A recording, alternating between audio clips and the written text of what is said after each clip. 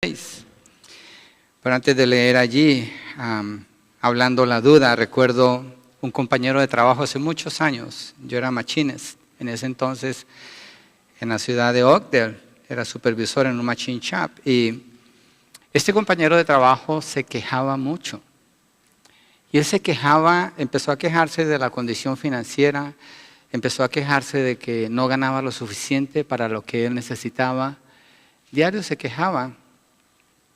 Y como que llegó un día donde él empezó a dudar acerca del sentido de la vida y a decir, ¿esto es todo? ¿Vivir así? ¿Vivir en esta condición? El caso es que un día él faltó al trabajo y ese día, al mediodía, yo salí con otro compañero a comprar una hamburguesa y cuando íbamos manejando, lo vimos a él en su camioneta, pasándose el semáforo en rojo frente de nosotros, a toda velocidad, con 2 patrullas detrás de él. Parece que había encontrado la respuesta a su pregunta en el lugar equivocado. Robar un banco y con eso solucionaba su problema. Él había dudado de que lo que estaba haciendo era lo correcto, entonces tomó otra opción. Nunca más lo volví a ver, no sé qué pasó con él, pero no creo que haya terminado muy bien. Esa es la realidad en la vida. No estoy diciendo la realidad de ir y hacer algo así, pero la realidad es llegar a puntos en la vida donde usted como que se encuentra con una pared, como que choca. Y como que puede venir la duda, puede venir el preguntarse, ¿para qué todo esto? ¿Qué estoy haciendo aquí? El libro de Eclesiastés inclusive habla de eso, que estamos estudiando con uno de mis hijos. Y para el creyente puede llegar a un punto en su vida, en su caminar con el Señor, en que como que no tiene sentido esto de solamente creer. Como que no tiene sentido de que estas palabras que están aquí puedan ser así. Puede suceder eso en la vida del creyente. He conocido creyentes donde llegan a un punto en su vida, gente que está muchos años en la iglesia, y dicen, ¿this is it? ¿Esto es todo? Porque no funcionan las cosas como ellos esperan y empiezan a dudar. Y se dedican mejor a un negocio, se dedican mejor a hacer dinero, encuentran la respuesta en el lugar equivocado. Entran en una crisis, pero esa crisis, en realidad las crisis de la fe, que es lo que vamos a ver en un momento, determinan en gran manera lo que va a suceder adelante en la vida de ese creyente. Dejémoslo solamente en la vida del creyente. Pero si el creyente cuando llega a esa crisis toma la ruta equivocada, se va a ir bien lejos de lo que necesita estar. Entonces, lo que narra Mateo, en Mateo capítulo 11, acerca de Juan el Bautista y la duda que él confrontó, nos deja ver bastante de cómo confrontar la duda a nosotros. Y eso es lo que quisiera ahora, que miremos eso y cómo Cristo le ayudó a él. Vamos a verlo en 4 puntos. El primero, los voy a mencionar los 4 y después vamos uno por uno. Juan se enfrenta a una crisis de fe. El segundo es, no fuimos diseñados para confrontar las batallas a solas. Tercero, la respuesta se encuentra con Jesús. Y cuarto, benditos son los que confían en el Señor Jesús. Y dice el texto así, Mateo 11, versos 1 al 6. Cuando se acercaban a Jerusalén por Betfagé, me fui a Marcos, es Mateo 11. Y sucedió que cuando Jesús terminó de dar instrucciones a sus 12 discípulos, se fue de allí a enseñar y predicar en las ciudades de ellos. Y al oír Juan en la cárcel de las obras de Cristo, mandó por medio de sus discípulos a decirle, ¿eres tú el que ha de venir o esperamos a otro? Y respondiendo Jesús le dijo, id y contad a Juan lo que oís y veis. Los ciegos reciben la vista, los cojos andan, los leprosos quedan limpios, los sordos oyen, los muertos son resucitados y a los pobres se les anuncia el evangelio. Y bienaventurado el que no se escandaliza de mí. Señor, oramos pidiéndote ayuda para comprender este texto, lo que Mateo narra aquí, lo que sucedió en la vida de Juan y la manera como tú respondiste, que podamos aplicarlo a nuestras vidas y responder en obediencia a ti, con fe en ti, Señor. En el nombre de Jesucristo te lo pedimos. Amén y amén. Entonces en el verso 1 dice que sucedió cuando Jesús terminó de dar instrucciones a sus 12 discípulos, fue lo que terminamos hace 2 semanas atrás, la comisión de los discípulos cuando Jesucristo los instruye, y allí deja saber todo el capítulo 10, capítulo muy, muy importante en la Biblia, qué es ser un discípulo y cómo la definición de un discípulo viene directamente del Señor Jesucristo. Cómo vivir, y estos 12 discípulos, Jesucristo les advirtió del sufrimiento que venía, aún la muerte. Y cuando Jesucristo los manda a cumplir esa misión, ninguno se echa para atrás, todos se van a hacer lo que el Señor les encargó que hicieran. Le creyeron al Señor y empezaron a obrar conforme al poder y la autoridad que Cristo les dio, obedeciendo lo que Él les dijo que hicieran, que predicaran el reino de los cielos. Cuando Él termina eso, dice que el Señor sigue, aunque no están sus discípulos con Él, no está el grupo con el que Él está trabajando, el Señor sigue laborando. Y lo que dice es que se fue de allí a enseñar y a predicar en las ciudades de ellos. El Señor vino a traer el mensaje del reino, vino a llamar a las personas al arrepentimiento, y es lo que está haciendo, sigue enseñando. Y mientras está haciendo eso, en el verso 2 dice, y al oír Juan en la cárcel de las obras de Cristo. Mire que no está hablando del mensaje, aunque el mensaje va junto con las obras del Señor, pero dice, cuando oyó de las obras de Cristo, mandó por medio de sus discípulos a decirle, ¿eres tú el que ha de venir o esperamos a otro? Aquí Juan está en la prisión porque Herodes lo había mandado a apresar. Y desde la prisión, él manda a preguntarle al Mesías, ¿eres tú el que esperamos o ha de venir alguien más? ¿Sí? Esta pregunta es bien sorprendente porque Juan el Bautista, Jesucristo lo presenta como el hombre más grande que ha vivido en la historia de la humanidad. El mayor de los profetas es Juan el Bautista. El único de todos los profetas que vio a Jesús es Juan el Bautista. Juan el Bautista anunció la venida del Señor. Juan el Bautista predicaba arrepentimiento, preparando el camino para que recibieran al Señor Jesucristo. Juan el Bautista, cuando vio al Señor Jesucristo que venía al río Jordán, dijo, he aquí el Cordero de Dios, el que quita el pecado del mundo. Él está declarando quién es el Señor Jesucristo. Juan el Bautista está bautizando a mucha gente, pero cuando viene el Señor Jesús, Jesucristo viene para que Juan lo bautice. Y allí nos da una señal la Escritura cuando dice que Juan no quería bautizar a Jesús. Para Juan era un choque la manera como Jesucristo estaba ministrando aquí en la tierra, porque Juan anunciaba al Señor Jesucristo y coincide con muchos de los profetas del Antiguo Testamento que anunciaban el mensaje, pero ellos no comprendían completamente todo el mensaje. Cuando Isaías escribió, la Virgen concebirá un niño, yo creo que él no entendió plenamente cómo era esto, pero lo profetizó. Cuando profetizó acerca del Mesías, él creyó en el mensaje que predicó, pero no creo que él entendió completamente lo que él estaba diciendo. Los profetas entendían una parte y a Juan el Bautista le sucede lo mismo. Y Juan tiene como un choque con el ministerio del Señor Jesucristo en ese sentido. El Señor Jesucristo le dice, cuando lo va a bautizar, bautízame porque conviene que cumplamos con toda justicia. Es decir, él dice, ¿por qué Jesús, si es puro, necesita hacer un ritual que simboliza limpieza? ¿Limpiarlo de qué? Pero Jesucristo no se está limpiando de nada, le está obedeciendo. Juan no entendía que era necesario que Jesús obedeciera toda la ley, todos los mandamientos de Dios para honrar a Dios. Y aquí cuando está en la prisión, Juan el Bautista empieza a dudar. ¿Sí? Él había declarado que era necesario que él menguara y que el Mesías creciera, y esto está sucediendo. Juan está menguando. Está en lo último de su ministerio, al punto de que está en una prisión, está encerrado.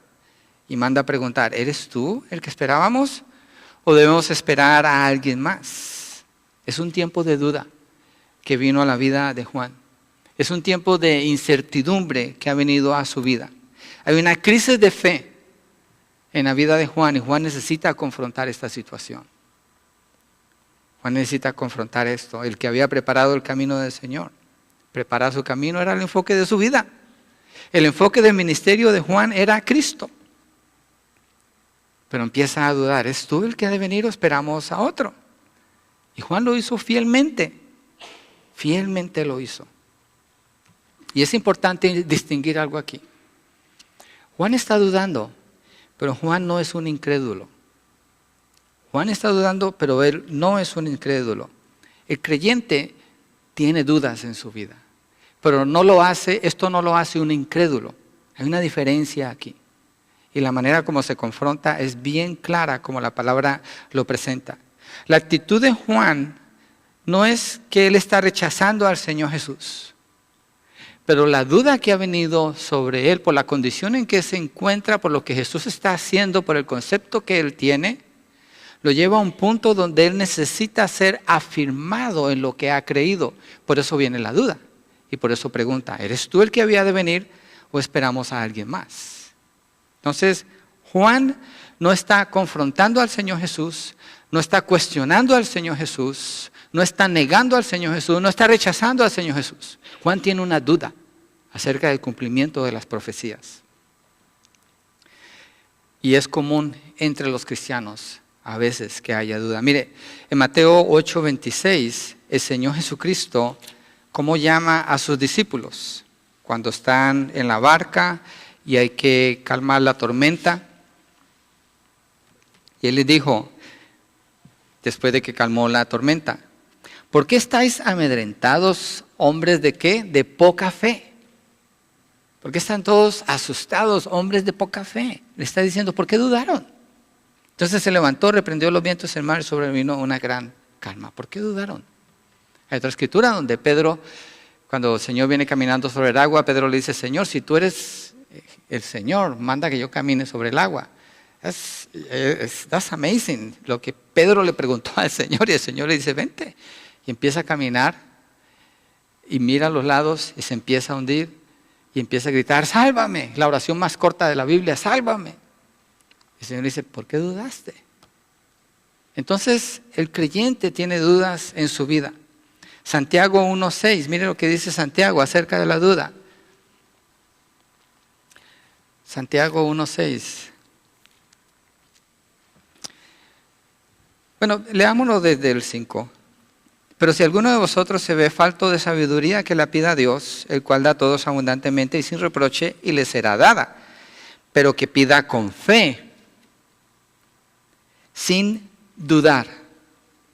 Si necesita sabiduría, pídala, pero que pida con fe, sin dudar. Porque el que duda es semejante a la ola del mar, impulsada por el viento y echada de una parte a otra. En el tiempo de la duda, el creyente se encuentra en la mitad del camino, ni para allá ni para acá. Y moverse allí no es bueno. El creyente necesita confrontar el tiempo de la duda. Juan está así. Y Juan está confrontando la duda que ha venido a su vida. Porque en ese momento, cuando está el tiempo de la duda, el creyente es vulnerable y puede ser jalado para un lado o para otro. Lo que necesita es confirmación. Eso es lo que está sucediendo en la vida de Juan el Bautista. Y todas las veces cuando estudiamos la duda, la palabra duda en la Biblia, encontramos que los textos que hablan de duda, la gran mayoría están relacionados con los creyentes, no con los incrédulos. Está mostrando que es parte de la vida del creyente. Tal vez usted ha tenido tiempos de duda en su vida. Yo recuerdo haber tenido pocos tiempos de duda, pero he tenido tiempos de duda. Especialmente cuando comencé a caminar con el Señor. Tiempos difíciles en la fe, donde venían muchas preguntas acerca de lo que era obedecer al Señor.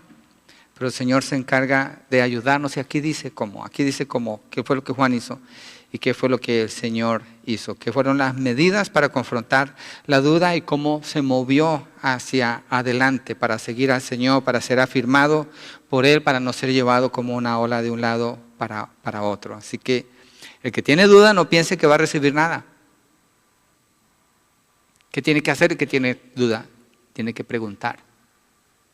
Tiene que preguntar. Porque si tiene duda no tiene fe. Y si no tiene fe, no puede agradar a Dios. Sin fe es imposible agradar a Dios. Entonces es importante, en el tiempo de la duda, confrontar la situación de la manera correcta. ¿Sí? Hay personas que en la iglesia confrontan esas crisis de fe y por no preguntar y por quedarse solos, los arrastra al mundo como una ola. Se lo lleva.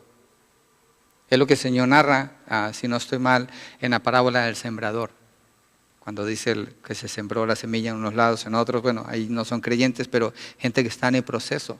Pero aún hay creyentes que se pierden años de caminar con el Señor. Son como lavados, arrastrados, y terminan lejos de donde tienen que estar porque no piden la ayuda, porque no recurren al lugar adecuado.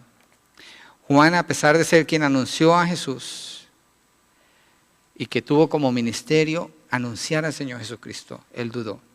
Si Juan dudó, y Juan es el hombre, Jesucristo da testimonio de que Juan es el hombre más grande en la historia de la humanidad, el mayor de todos los profetas. ¿Usted cree que usted y yo no vamos a dudar? Si Juan dudó. Y tal vez, según las situaciones que puedan venir a nuestra vida, eso puede despertar ese sentido de duda.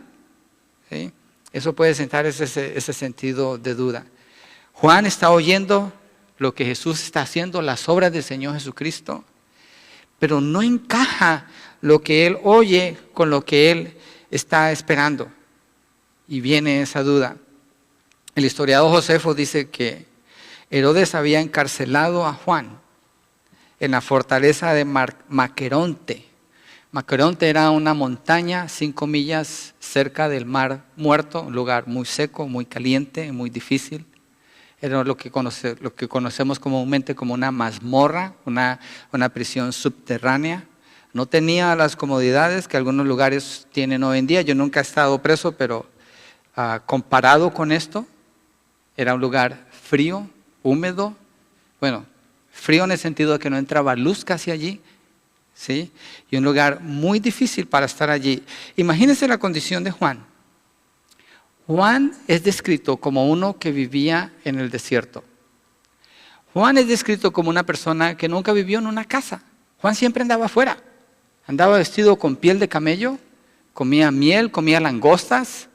Juan era un tipo como salvaje, ¿no? Pudiéramos decir, su manera de vivir. Su apariencia era así vivía. Ahora está encerrado en una celda pequeña, oscura. Parece, según los historiadores, que esas celdas solo tenían una ventana arriba. Hay un hombre en África que fue apresado, un jefe de una tribu en África. Y años después, cuando él fue sacado de allí, habían las marcas de las manos en la pared. Parece que todos los días saltaba para querer alcanzar. Y ahí quedó la marca de las manos, para querer alcanzar y poder ver afuera algo de lo que estaba allá afuera. Porque era un hombre que vivía afuera. Juan está en esa condición. Juan está en una condición muy difícil. Juan no conoce esto como manera de vivir. Y Juan ha predicado que el Señor Jesucristo va a traer justicia en la tierra. Ha predicado que el Señor Jesucristo, como buen judío, va a liberar a Israel en ese tiempo. Eso es lo que él cree. Cuando lo predica, él piensa que eso es lo que está por suceder y eso no sucede. Jesucristo, en lugar de eso, está sanando a las personas. Entonces Juan tiene una crisis en su vida. Juan se mantuvo fiel. Herodes, miren lo que hizo Herodes, fue y visitó a su hermano. Cuando visitó a su hermano, sedujo a la esposa de su hermano. Y después se regresó Herodes. Se divorció de la que era su mujer, se deshizo de ella y se trajo a su nueva esposa, a su nueva mujer. Le quitó la mujer a su hermano. Y Juan el Bautista, siendo un hombre fiel, denunciando el pecado, fue y le dijo a él en público: estás podrido en tu inmundicia y tú no puedes tocar a esa mujer, no es tu mujer. Y Herodes, por venganza, va y lo mata, lo manda a meter a la prisión, eventualmente lo mata, le cortan la cabeza a él allí. Entonces, para Juan, las cosas que están sucediendo como que no tienen mucho sentido. Como que no tienen sentido. Haber servido tanto al Señor, haber sido tan fiel y encontrarse en esta situación aislado, subterráneo, con poca luz, poco espacio.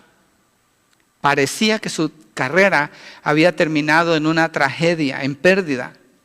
Y mientras tanto Jesús está sanando y predicando del reino, pero no está trayendo el reino para los ojos de Juan. Mateo 3, 11 al 12 nos puede ayudar a entender un poquito más del porqué de la duda en Juan.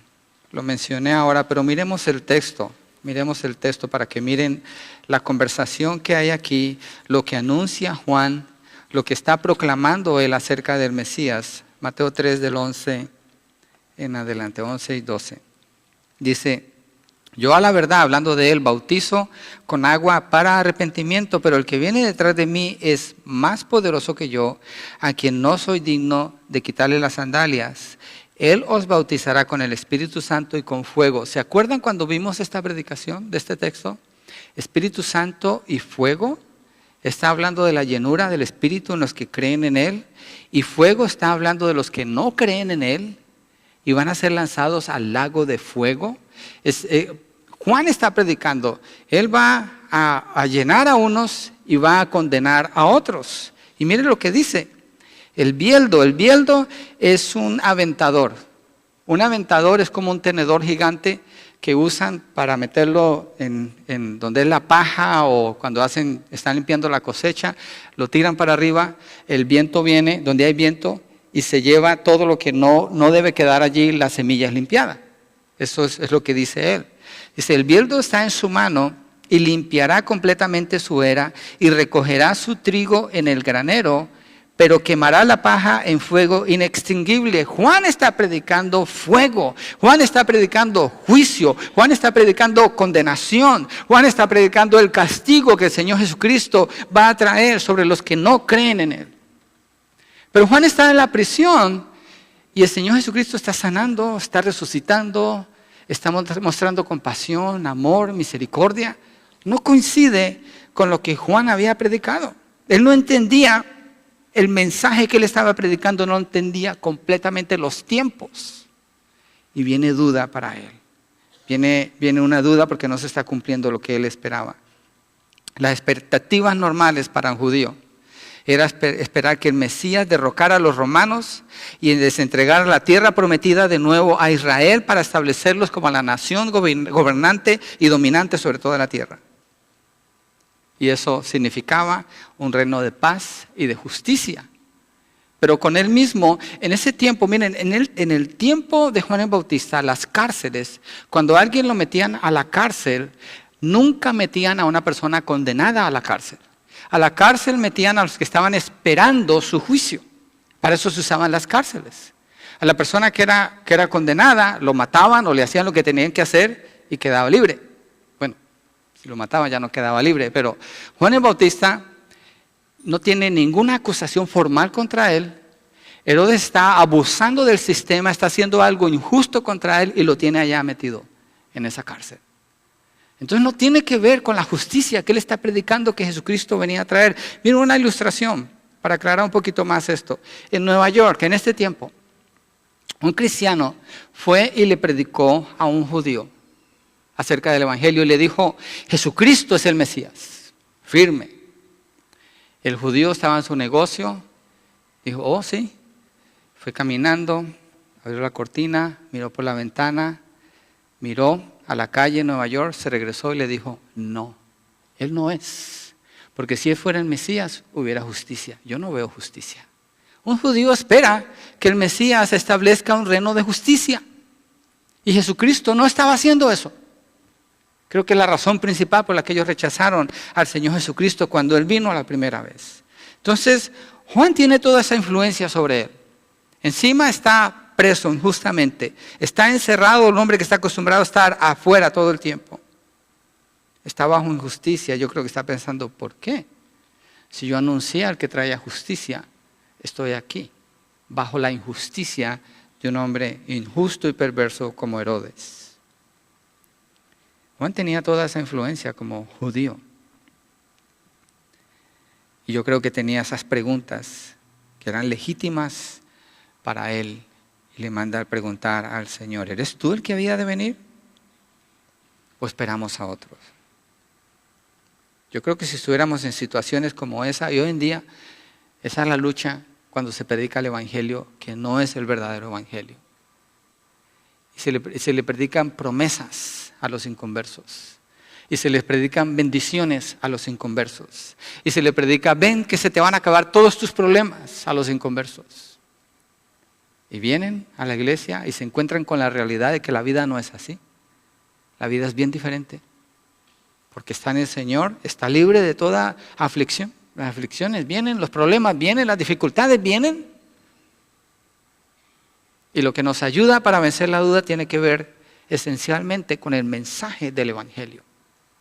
Y yo creo que Jesucristo lo que hace con Juan el Bautista, lo que le ayuda a él. Un ejemplo de esto lo tenemos con José en Egipto, un hombre que fue fiel, obediente al Señor, un buen testimonio, un hombre íntegro. ¿Y qué pasó? Lo venden como esclavo, es íntegro, se hace jefe de la casa de su dueño, lo acusan injustamente a la cárcel. ¿Pero por qué? Si él está siendo fiel con Dios, ¿es así como Dios le paga a los que le sirven? Pero Dios tenía un plan para José y para usarlo con toda la nación. ¿Cuál era el plan con Juan? No tenía sentido para Juan, seguramente. ¿Eres tú el que ha de venir o esperamos a otro? Juan dudaba si aparte de Jesús tendría que venir alguien más para que se cumpliera la venida del Mesías.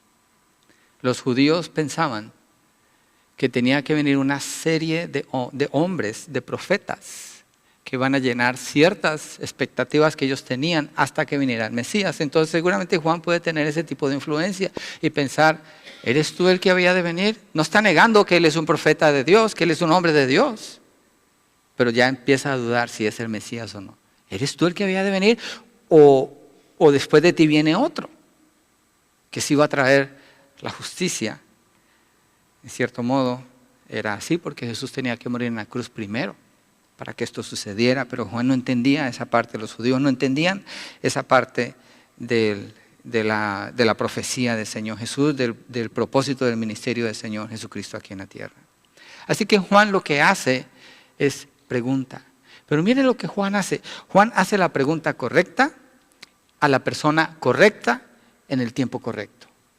Juan no cuestiona al Señor Jesucristo, sino que le está pidiendo que le ayude con su duda en realidad. Viene que le ayude mientras que él está en esa prisión, mientras que él está en ese sufrimiento. Y ahí es donde nos movemos al segundo punto. Que no fuimos diseñados para confrontar las batallas a solas. Entonces, en el medio de la duda hay que preguntar. Pero hay que preguntar a la persona correcta. Hay personas aquí en la iglesia que yo he visto, y esto no es de otras iglesias, aquí en la iglesia, que se ponen a jugar con doctrinas de aquí y doctrinas de allá. Usted debe ser inteligente, debe investigar, debe leer y debe comparar. Para eso tiene la Biblia. Pero estas personas ni siquiera vienen a las clases, ni siquiera son fieles en venir a las predicaciones, ni siquiera son fieles en lo que Dios nos está dando aquí. Y andan buscando aquí y andan buscando allá. Y que yo los veo y digo, esta persona, todas las veces que me pide oración, me pide lo mismo. Todas las veces es lo mismo. Años y oigo lo mismo. Nada pasa con esta persona. ¿Por qué? Porque tiene duda. ¿Y qué hace? Se pone a buscar en el lugar equivocado. ¿Usted cree que porque tenemos acceso a la internet tenemos acceso a la verdad? Yo creo que tenemos la Biblia y tenemos acceso a la verdad. Juan hizo lo correcto y le preguntó al Señor Jesús. Juan fue al lugar donde él tenía que ir. Y el Señor le va a ayudar. Pero Juan lo hizo de una manera que yo creo que nos deja ver en el verso 2. Al oír Juan en la cárcel las obras de Cristo, mandó por medio de sus discípulos. Juan se apoyó en sus amigos. ¿Cuáles son los amigos de Juan? La iglesia. Bueno, en ese entonces no está formada la iglesia. Estoy transfiriéndolo al día de hoy. El creyente cuando tiene duda, ¿dónde va a encontrar primero el medio que Dios le provee para empezar a salir de esa duda? Sus amigos, con los que usted habla, ¿sí o no? Usted visita personas aquí en la iglesia, usted invita a personas aquí en la iglesia que van a su casa, usted tiene comunión con esas personas y no me refiero a las fiestas de cumpleaños. El mundo hace eso. Yo no me refiero a eso. Yo me refiero a personas con las que usted se sienta, abre corazón, habla con esas personas, oran por usted personalmente. Esa persona sabe qué pasa con usted. A eso me estoy refiriendo. A eso me estoy refiriendo. Juan el Bautista recurre a sus amigos, a los hermanos en la iglesia. No se preocupe, el hermano necesitaba salir, él me dijo desde temprano. Juan el Bautista recurre a sus amigos. Al confrontar esa crisis, él sabe que no está solo. ¿Quiénes son los que lo visitaron en la cárcel? Sus amigos. Juan tenía muchos discípulos, cientos de discípulos. Era una multitud la que lo seguía a él. Si uno lee más textos se da cuenta que así es. Pero estos hombres eran fieles con Juan. Lo visitaban ahí en la cárcel. Le decían lo que estaba pasando con el Mesías. Y él es con ellos, que encuentra el medio para alcanzar al Señor Jesucristo. Y manda a pedirle al Señor que le explique, que le ayude en su duda. Mateo 14:12, no vamos a ir allí, pero dice que después de que Herodes mandó a decapitar a Juan el Bautista, los discípulos de Juan vinieron y pidieron el cuerpo para enterrarlo. Estos hombres hasta la muerte estuvieron allí con Juan el Bautista, eran sus amigos, eran sus camaradas, eran los que conocían lo que le dolía a él y lo que no le dolía a él, era con los que él abría el corazón. ¿Cómo está usted si viene el tiempo de duda? ¿Cuáles son los recursos que Dios le ha dado a usted? ¿Cuál es la característica de su vida? Hoy le decía yo a mi clase en la escuela dominical, hermanos, si usted necesita ayuda con lo que vamos a hacer, con lo que estamos entrando a estudiar, cuente conmigo. Pero si yo soy su primer recurso, that's not good, eso no está bueno. Yo le voy a contestar su llamada, pero si usted no tiene a nadie más que llamar en la iglesia, eso no está bien. Eso no está bien. Si usted tiene tiempo, años aquí, todavía tiene que llamar al pastor para que le dé el número de teléfono de otro miembro, I'm sorry for you. Lo siento por usted. Ojalá que no esté pasando. Usted debe conocer a sus hermanos, debe estar relacionado con sus hermanos, debe procurar moverse hacia ellos. Si usted siente, pues que a mí nadie me invita, invite a alguien, abra su casa, si no, invítelo a un café. Dios no nos diseñó para enfrentar este caminar con Él a solas. No somos diseñados así. No podemos. Hay momentos a solas en la oración que solamente solo puedo orar con Dios, pero hay momentos en que yo necesito a alguien con quien llorar. Yo necesito a alguien que me preste su hombro para recargarme allí. Usted también. Juan está haciendo esto. Somos una familia, ¿no? Somos los hijos de Dios. El Espíritu Santo nos bautizó en el cuerpo de Cristo, dice la palabra. Y nos hizo parte de Cristo. Somos hermanos en Cristo Jesús. ¿Tenemos problemas? Sí. ¿Tenemos dificultades? Sí. Pero sabemos que aquí está la gente con la que podemos contar. No afuera. Está en el mundo, no abre su corazón. ¿Por qué va a abrir su corazón al mundo? ¿Para qué? ¿Qué va a encontrar allá? ¿La opinión del hombre?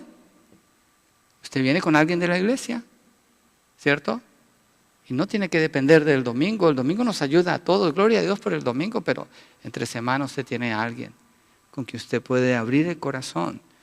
Hay que procurar eso. Juan tenía a hombres que lo cuidaban. Pablo en el libro de Filipenses dice que estaba en la cárcel en Roma y habla de Timoteo y Epafrodito. Epafrodito quería tanto a Pablo, dice la palabra, que arriesgó su vida para llevarle a él lo que le habían mandado los filipenses. Mira una ilustración. William Carey fue el misionero que abrió las misiones en India. Cuando él estaba en Inglaterra, él es de Inglaterra, era un zapatero. Y como zapatero, no era un buen zapatero. Él tenía que trabajar como zapatero porque tenía una enfermedad que no podía estar mucho a la luz del sol, entonces tenía que estar dentro de un edificio. Y él ayudaba, y cuando no habían clientes para arreglar los zapatos, ¿sabe qué hacía? Empezó a aprender otros idiomas. Se aprendió como 5 idiomas, él solito, en su tiempo libre. Y empezó a aprender, creyó que había que alcanzar a personas en otros lugares, presentó eso a su iglesia, no le creyeron, pero él insistió, se fue. Cuando se fue para allá, como misionero, él empezó a generar sus propias entradas y a mantener a su papá que estaba en Inglaterra, al revés del concepto general que tenemos a veces de las misiones. No siempre es así. Pero William Carey fue un hombre que se movió mucho en ese sentido. Y él formó un equipo de misioneros que trabajaban con él allí. Él estableció un college, estableció institutos de escuelas que todavía están en pie más de 100 años después, allá en India, y funcionan. Pero él tenía un grupo que trabajaba con él y William Carey lo que hacía era que todas las semanas, una vez a la semana, se reunían los sábados en la tarde. Se reunían y empezaban a hablar y empezaban a sacar. Yo he tenido esto contra ti, yo he tenido esto contra ti, yo he tenido esto contra ti. Y ese equipo, porque se dieron el espacio de confesar pecados entre ellos, se dieron el espacio de reconocer que ser hermanos no es fácil, es algo que trae dificultades, pero se pueden arreglar en Cristo. Procuraron la unidad. Fue uno de los ministerios más exitosos cuando estudiamos las misiones. El ministerio de William Carey. William Carey tenía gente con la que podía contar. Juan el Bautista tenía hermanos con los que podía contar. Pablo tenía hermanos con los que podía contar. Cuando usted lee las cartas de Pablo, dice Pablo y empieza a mencionar Timoteo, Epafrodito, a los otros que empieza a mencionar él. Usted necesita confrontar las dudas de su vida junto con los hermanos que Dios le ha dado en la iglesia. Y si su hermano está en problemas, está en dificultad, usted no le ataca. Usted va y le ayuda. Considerando cómo está usted, como dice Gálatas 6:1, que usted no es superior a esa persona, que usted está ahí para servirle. Como hizo Epafrodito con Pablo, como hizo Timoteo con Pablo, también cada creyente necesita un grupo de amigos en la iglesia del Señor, en los quienes se pueda apoyar y a quienes pueda apoyar. El creyente no está diseñado para andar a solas. ¿Sí? Mire Hebreos 10, 24, 25. Yo sé que me extendí en este punto, pero creo que para nosotros como iglesia estamos en un punto crucial, iglesia del Valle Central. Estamos en un punto crucial donde debemos crecer más en esto, todos. Podemos crecer más en esto. Hebreos 10, versos 24 y 25.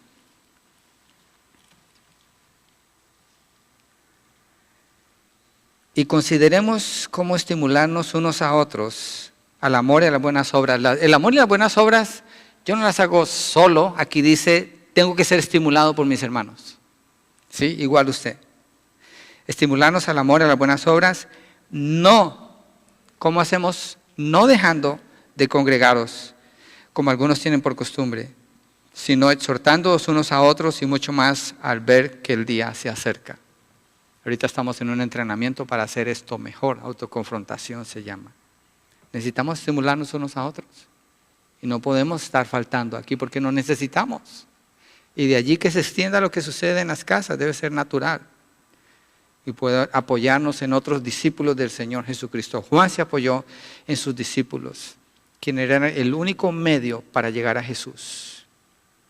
Y estos a su vez buscan a Jesús y se encargan de comunicarle a Él cuál es la necesidad que Juan tiene. Son fieles en llevar la palabra. Tercero, la respuesta se encuentra con Jesús. Primero, Juan tiene una crisis de duda. ¿Cómo confronta esa crisis? ¿Es natural tener esa crisis? ¿El creyente tiene esas crisis? Hay que preguntar. Segundo, se apoya con los hermanos en la fe, con otros discípulos. Tercero, manda a preguntar a la persona adecuada, al Señor Jesucristo. En Él está la respuesta para nosotros en la palabra donde Dios nos habla, allí está la respuesta. Dice versos 4 y 5. La respuesta de Jesús. Respondiendo Jesús les dijo, id y contad a Juan lo que oís y veis. Los ciegos reciben la vista y los cojos andan. Los leprosos quedan limpios, los sordos oyen, los muertos son resucitados y a los pobres se les anuncia el evangelio. La misma historia la encontramos narrada en Lucas 7. Vamos allí para que mire, porque Mateo dice, díganle a Juan lo que ustedes ven y oyen. Los ciegos, los sordos, los cojos, los muertos, todo lo que está pasando con ellos. Pero Lucas 7, versos 20 al 22 da más detalle de qué sucede aquí. Lucas 7, versos 20 al 22. Cuando los hombres llegaron a él, dijeron, Juan el Bautista nos ha enviado a ti diciendo, ¿eres tú el que ha de venir o esperamos a otro? En esa misma hora, mire, verso 21, aquí está la clave. En esa misma hora curó a muchos de enfermedades y aflicciones y malos espíritus, y a muchos ciegos les dio la vista.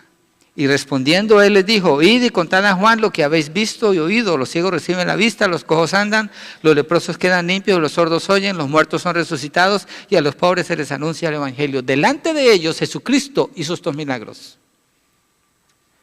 ¿Qué está haciendo el Señor Jesucristo aquí? El Señor Jesucristo no rechazó a Juan porque tuvo una duda. El Señor Jesucristo no trató mal a Juan porque tuvo esta duda, siendo el hombre más grande que dice el Señor Jesucristo que Él es. No lo rechaza, no lo trata mal, no lo regaña. El Señor Jesucristo lo que hace es milagros, maravillas y prodigios. Delante de los discípulos de Juan, Él dice, vayan, cuéntenle a Juan. Esto es una prueba del reino de los cielos. Este es el reino que estoy anunciando. Yo tengo el poder para vencer el pecado. Yo tengo el poder para vencer la enfermedad. Yo tengo el poder para vencer a la muerte. Yo tengo el poder para sanar a los enfermos. Díganle a Juan, yo soy el Mesías. Prácticamente el Señor le está diciendo. No usa palabras, usa obras. Está dando un mensaje contundente a ellos con obras. Hay muchas maneras de comunicar mensajes. Esa es una manera poderosa en que el Señor responde para fortalecer a Juan, para fortalecerlo en medio de la duda. Recuerdo hace un tiempo que parqué mi carro en un parque, me estacioné cerca de un parque y estaba leyendo mi Biblia. Estaba esperando allí una llamada, estaba leyendo mi Biblia.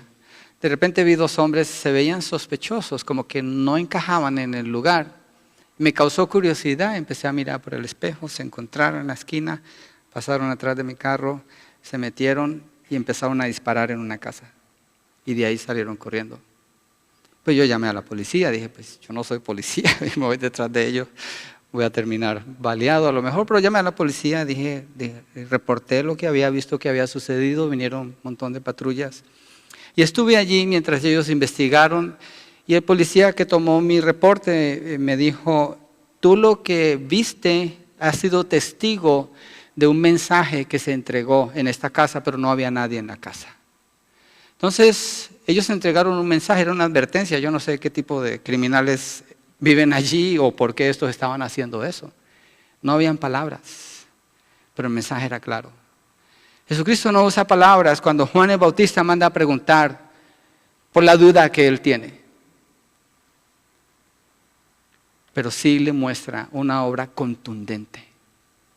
El Señor sacude el sistema de leyes físicas y lo cambia. Y delante de los discípulos de Juan le dice, vayan, díganle lo que ustedes oyen, lo que ustedes ven que está sucediendo aquí. Díganle a Juan. El Señor Jesucristo no le da ninguna otra explicación a Juan. El Señor Jesucristo no... Juan, ¿y por qué estás dudando? ¿Qué te pasó? ¿Acaso tú no me bautizaste? ¿Acaso no eres tú el que me anunciaste? El Señor no le saca en cara nada a Juan. El Señor le ayuda a Juan. Yo creo que podemos aprender mucho, hermanos, nosotros de aquí, de cómo tratarnos unos a otros. Cómo tratarnos en los tiempos de las dudas, en los tiempos de las dificultades. Porque así el Señor Jesucristo nos trata y nos ayuda. El Señor Jesucristo le está ayudando a Juan. Le está diciendo, esta es una muestra del reino de los cielos, Juan. Esta es una muestra. Esto es lo que viene más adelante. Un mensaje claro, ¿no? Inconfundible. Un mensaje que no se puede revocar de ninguna manera. Pero aún así el Señor se mueve más adelante. Y dice el punto 4, benditos son los que confían en Jesús. ¿Por qué dice el Señor lo que dice en el verso 6? Dice, bienaventurado es el que no se escandaliza de mí. Hay gente que puede tener todos los milagros. Pueden tener toda la evidencia. Puede el Señor poner las cosas en su cara y todavía dicen, no creo. Los fariseos, los escribas, los saduceos, ellos vieron lo que estos discípulos estaban viendo. Y vamos a entrar ahí más adelante, cuando entremos al capítulo 12, usted se va a dar cuenta de lo que pasó. ¿Sabe qué dijeron ellos? Ante la evidencia del poder de Jesucristo, ante su testimonio, ¿quién puede negar ese testimonio? Dijeron, pues ciertamente está haciendo estos milagros. Pero lo está haciendo porque le sirve a Satanás, es por el príncipe Belzebú, por Belzebú que lo está haciendo, el príncipe de las tinieblas. Entonces el Señor Jesucristo dice en el verso 6, bienaventurado es el que no se escandaliza de mí. Anuncia una bienaventuranza a los que creen y confían en Él. Lo mismo que anuncia una advertencia. Porque una persona o es bienaventurada o es maldita. O es bendito de Dios o es un maldito de Dios. Dios maldice y Dios bendice también. Y Jesucristo lo que está diciendo aquí. Bienaventurado, bendecido, feliz, el que no se escandaliza de mí. Mateo 5, no vamos a ir allí, pero ahí vimos las bienaventuranzas. Bienaventurados los pobres en espíritu, bienaventurados los que lloran, bienaventurados los humildes, bienaventurados los que son perseguidos. Ahí están todas las bienaventuranzas. El Señor describe el carácter de un creyente. Es una persona que cree, que confía, y porque confía vive así. Ahí está presentando eso. Mateo 13, 16 al 17, vamos allí, vamos a mirar esa escritura un poquito más adelante. Más adelante vamos a llegar en detalle allí, pero mire lo que dice. Mateo 13, versos 16 y 17. Pero dichosos o bendecidos o bienaventurados vuestros ojos porque ven y vuestros oídos porque oyen, porque en verdad os digo que muchos profetas y justos desearon ver lo que vosotros veis y no lo vieron, y oír lo que vosotros oís y no lo oyeron. Aquí está la esencia de lo que nosotros estamos estudiando ahora. Jesús dice a los discípulos de Juan que vayan y le digan lo que ven y lo que oyen. Juan es presentado por Jesús como el hombre más grande que ha vivido, el mayor de los profetas. Ningún profeta jamás vio al Mesías. El Señor Jesucristo, bienaventurados porque ustedes vieron esto. Bienaventurado Juan porque vio eso. No, sí, él tuvo duda, pero el Señor está ayudándole a él, está respondiendo más allá de Juan, lo expande y dice, bienaventurado el que no se escandaliza de mí. Juan tuvo el privilegio de anunciarlo, de verlo, de bautizarlo, de conocerlo personalmente. Aún tuvo el privilegio de darse el espacio de dudar del Señor Jesucristo, a quien el Señor afirmó después. Jesús no fue un tropiezo para Juan. Cuando Juan está dudando, Jesús no es un tropiezo para Juan. Es que Juan no ha entendido el mensaje completo. Y Jesucristo le está ayudando a él a entender el mensaje completo. Jesús no vino a ser una piedra de tropiezo, sino más bien la piedra del ángulo. Juan tenía que poner su fe completamente en el Señor Jesucristo y en eso sostenerse, y fue lo que sucedió con él. Pero para muchos tienen la evidencia, escuchan la palabra, escuchan los mensajes, oyen las predicaciones, alguien les habla del Señor Jesucristo y aún Jesucristo viene a ser una ofensa, se escandalizan. La palabra escandalizar viene de escandalizomai o escandalizo, se puede usar así. Significa dejar de creer, significa ofenderse, sentirse agraviado, hacer que otro deje de creer, provocar ira o escandalizar a otro llevando a esa persona a pecar. Eso es lo que significa. Por eso el Señor usa esa palabra. Dice, bienaventurado que no se escandaliza de mí. En el Evangelio de Juan, el Señor Jesucristo afirma ser el pan que descendió del cielo. Quiero ilustrar con estas escrituras lo que es escandalizarse con el Señor Jesucristo. Jesús anuncia que Él es el pan que descendió del cielo. Mire, vamos allí, Juan 6:50. Este es el último punto, estamos cerca del final. Juan 6.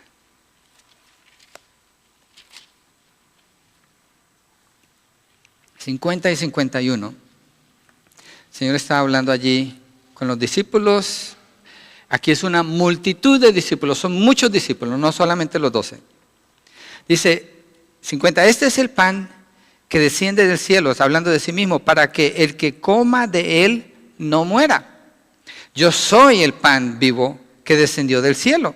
Si alguno come de este pan, vivirá para siempre. Y el pan que yo también daré por la vida del mundo es mi carne. Miremos versos 59 al 61 para seguir. Esto dijo Jesús en la sinagoga cuando enseñaba en Capernaum. Por eso muchos de sus discípulos, cuando oyeron esto, dijeron, dura es esta declaración, ¿quién puede escucharla? Se están escandalizando. Pero Jesús, sabiendo en su interior que sus discípulos murmuraban, por esto les dijo, ¿esto os escandaliza? Ahora miremos el verso 67 al 69, de 66. Como resultado de esto, muchos de sus discípulos se apartaron, se escandalizaron, quiere decir que se apartaron, es decir, no solamente se sorprendieron y dijeron wow, sino se fueron. Eso es bienaventurado el que no se escandaliza, no quiere decir el que dice, ay, mira eso, no, el que dice y se va. Aquí está mostrando el texto. Se apartaron y ya no andaban con él. Entonces Jesús dijo a los 12, ¿acaso queréis vosotros iros también? Simón Pedro le respondió, Señor, ¿a quién iremos? Tú tienes palabras de vida eterna y nosotros hemos creído y conocido que tú eres el Santo de Dios. Jesús le respondió, ¿no os escogí yo a vosotros los 12? Sin embargo, uno de vosotros es un diablo. ¡Qué interesante! ¡Qué interesante lo que está pasando aquí! Él es el pan del cielo, es el pan de vida. El que coma de él puede vivir. Se escandalizan. Los discípulos dudan.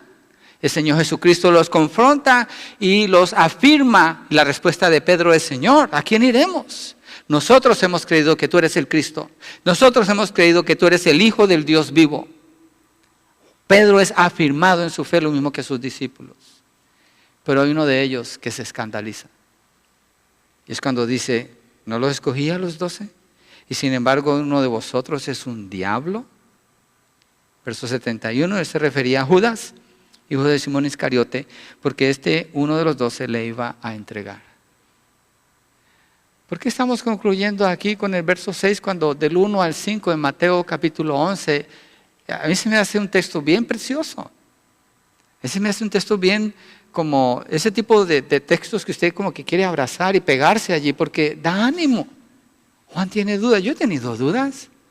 ¿Cómo hace el Señor? Le responde de una manera poderosa, lo afirma, reconoce quién es Juan, lo está amando y le está ayudando en su necesidad. No lo saca de la cárcel, no lo libera de la injusticia que está haciendo Herodes.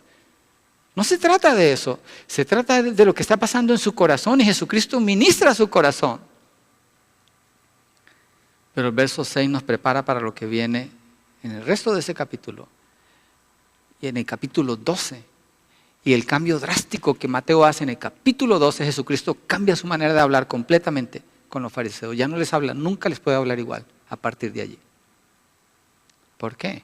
Porque a pesar de ese amor, a pesar de ese cuidado que Él muestra, a pesar de esa atención íntima, personal y poderosísima para restaurar a los que creen en Él y están dudando, hay otros que en medio de eso dicen, no, yo no creo lo que este está haciendo. Y se escandalizan.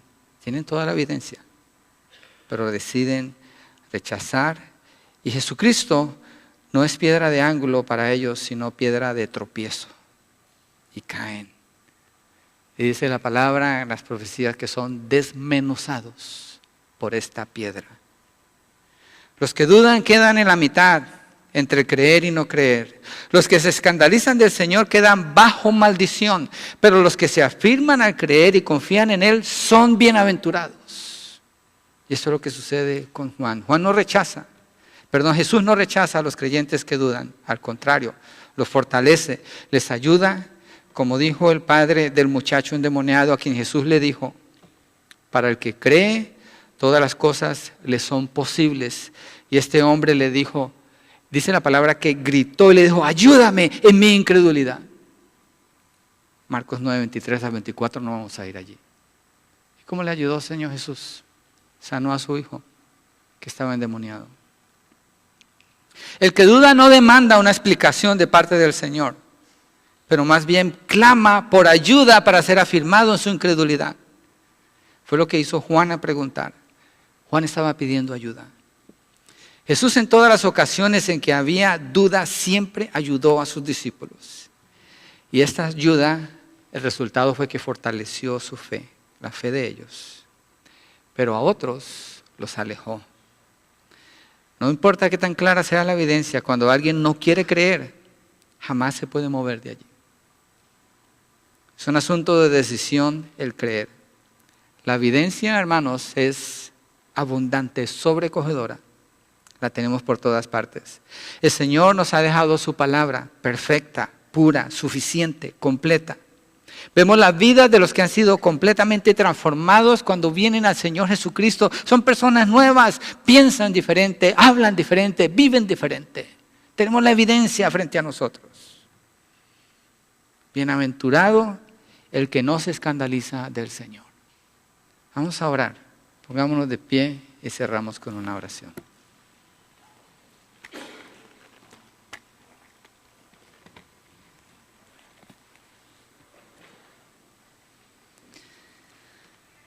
Gloria a Dios por la palabra que el Señor nos ha dejado, por la evidencia que nos ha dejado para conocer la verdad, para ser libres en nuestros corazones. Padre, gracias Señor, por esta narrativa, esta porción de la narrativa donde Juan, el mayor de todos los profetas, tuvo duda, pero jamás te rechazó, Señor.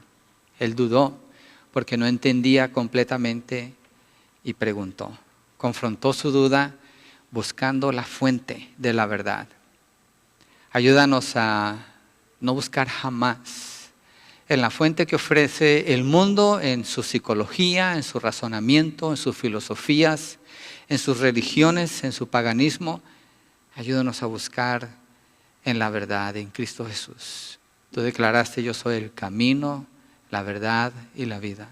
Y toda duda en ti, Señor, es quitada y somos fortalecidos en la fe, como Juan fue fortalecido cuando tú respondiste, respondiéndole a sus amigos, a sus discípulos, haciendo estos milagros para que Juan pudiera ver, para que Juan pudiera ser comunicado lo que habían visto sus discípulos y fortalecido en su fe. Señor, y ayúdanos a quedarnos del lado de ser bienaventurados, de ser de tus benditos. Oramos, Señor, por los que están al otro lado, que se han escandalizado del Señor, que puedan parar, frenar su vida, pensar dónde están, en qué dirección van y cuál es la evidencia que Cristo presenta delante de ellos, para que no se escandalicen y terminen bajo maldición eternamente, pero que puedan venir y creer, confesar a Cristo Jesús como el Señor y el Salvador de sus vidas, como el que les puede rescatar del pecado, librarlos de la culpabilidad y darles vida eterna. Oramos que así sea, Señor, y por nosotros, que nuestra fe sea afirmada aún más y más mientras conocemos más de ti a través de tu palabra. Te bendecimos, te damos gloria y honra en el nombre de Jesucristo. Amén y amén.